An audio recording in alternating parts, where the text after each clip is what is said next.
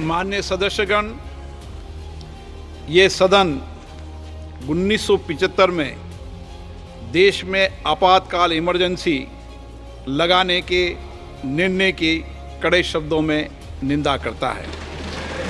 इसके साथ ही हम उन सभी लोगों की संकल्प शक्ति की सराहना करते हैं जिन्होंने इमरजेंसी का विरोध किया, अभूतपूर्व संघर्ष किया और भारत के लोकतंत्र की रक्षा का दायित्व निभाया।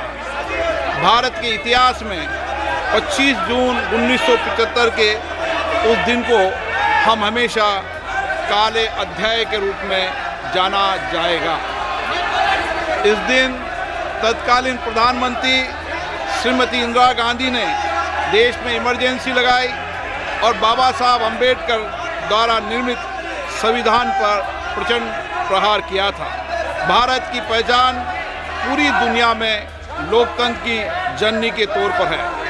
भारत में हमेशा लोकतांत्रिक मूल्यों और वाद संवाद का समर्थन हुआ, हमेशा लोकतांत्रिक मूल्यों की सुरक्षा की, उन्हें हमेशा प्रोत्साहित किया गया। ऐसे भारत पर श्रीमती इंदिरा गांधी द्वारा तानाशाही थोप दी गई, भारत के लोकतांत्रिक मूल्यों को कुचला गया और अभिव्यक्ति की आज़ादी का गला घोटा गया। इमरजेंसी के दौरान भारत के नागरिकों के अधिकार नष्ट कर दिए गए, नागरिकों से उनकी आज़ादी छीन ली गई। ये वह दौर था जब विपक्षी नेताओं को जेल में बंद कर दिया गया, पूरे देश को जेल खाना बना दिया गया। तब की तानाशाही सरकार ने मीडिया पर अनेक पाबंदियां लगा दी गई थी, न्यायपालिका की स्वतंत्रता पर अंकुश लगा दिया गया था। इमरजेंसी का वह समय हमारे देश के इतिहास में अन्याय काल का एक काला खंड था। आपातकाल इमरजेंसी लगाने के बाद उस समय कांग्रेस सरकार ने कई ऐसे निर्णय किए जिन्होंने हमारे संविधान की भावनाओं को कुचलने का काम किया। क्रूर और निर्दयी maintenance of internal secretary act Misa में बदलाव करके कांग्रेस पार्टी ये सुनिश्चित किया कि हमारी अदालतें मीसा के तहत गिरफ्तार लोगों को न्याय नहीं दे पाए। मीडिया को सच लिखने से रोकने के लिए parliament president production of publication refill act, press council refill act और prevention of publication of objectionable matter act लाए गए। इस काले खंड में संविधान में 38वां, 89वां, 40वां, 41वां, 42वां संविधान संशोधन किया गया।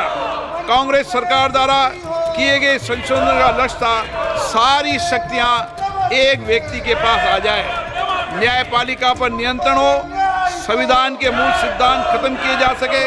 ऐसा करके नागरिकों के अधिकारों का दमन किया गया और लोकतंत्र के सिद्धांतों पर आघात किया। इतना ही नहीं, तत्कालीन प्रधानमंत्री श्री इंदिरा गांधी ने कमिटेड ब्यूरोक्रेसी और कमिटेड जुडिशरी की बात कही, जो उनकी लोकतंत्र विरोधी रवैये का एक उदाहरण है। इमरजेंसी अपने साथ ही ऐसे असामाजिक और तानाशाही की भावना से भयंकर चुनौतियों को लेकर आई, जिसने गरीबी, दलित और वंचितों को तबाह कर दिया। इमरजेंसी के दौरान लोगों को कांग्रेस सरकार द्वारा जबरन थोपी गई अनिवार्य नसबंदी का, शहरों में अतिक्रमण हटाने के नाम पर मनमानी का और सरकार की कुनीतियों का प्रहार झेलना पड़ा। ये सदन उन सभी लोगों के प्रति संवेदना जताना चाहता है। 1975 से 1970 कालाखंड अपने आप में एक ऐसा कालाखंड है जो हमें संविधान के सिद्धांतों, संघीय ढांचे और न्यायिक स्वतंत्रता के महत्व को याद दिलाता है। ये कालखंड हमें याद दिलाता है कैसे उस समय हम सभी पर हमला किया गया, क्योंकि जिनकी रक्षा आवश्यक है। ऐसे समय में जब आपातकालीन इमरजेंसी के 50वें वर्ष में हम प्रवेश कर रहे हैं, ये 18वीं लोकसभा बाबा साहब अम्बेडकर द्वारा निर्मित संविधान को बनाए रखने, इसकी रक्षा करने और इसे सुरक्षित रखने की अपनी प्रतिबद्धता को दोहराती है। हम भारत में लोकतंत्र के सिद्धांत, देश में कानून का शासन और शक्तियों का विकेंद्रीकरण अक्षुण्ण रखने के लिए प्रतिबद्ध हैं। हम संवैधानिक संस्थाओं में भारत के लोगों की आस्था और उनके अभूतपूर्व संघर्ष, जिनके कारण इमरजेंसी का अंत हुआ और एक बार फिर संवैधानिक शासन की स्थापना हुई, उनकी सराहना करते हैं।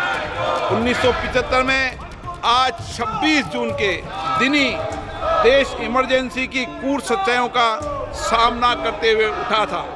1975 में आज ही के दिन कैबिनेट ने इमरजेंसी का पोस्ट फैक्टो रेक्टिफिकेशन किया था।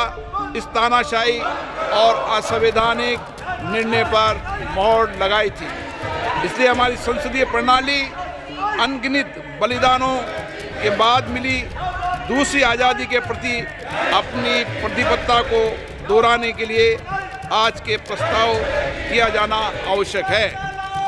अब हम ये जानते हैं कि हमारी युवा पीढ़ी लोकतंत्र के इस काले अध्याय के बारे में जरूर जानना चाहिए। इमरजेंसी के दौरान गैर कानूनी गिरफ्तारियां, सरकारी प्रताड़ना के चलते अनगिनत लोगों को यातनाएं सहनी पड़ी थी। उनके परिवार उनको असमित कष्ट उठाना पड़ा था। इमरजेंसी ने भारत के कितने नागरिकों का जीवन तबाह कर दिया था, कितने लोगों की मृत्यु हो गई थी। इमरजेंसी के इस काले खंड में कांग्रेस की तानाशाह सरकार के हाथों अपनी जान गंवाने वाले भारत के ऐसे कर्तव्यनिष्ठ और देश में प्रेम करने वाले नागरिकों की स्मृति में हम सब 2 मिनट का मौन रखते हैं।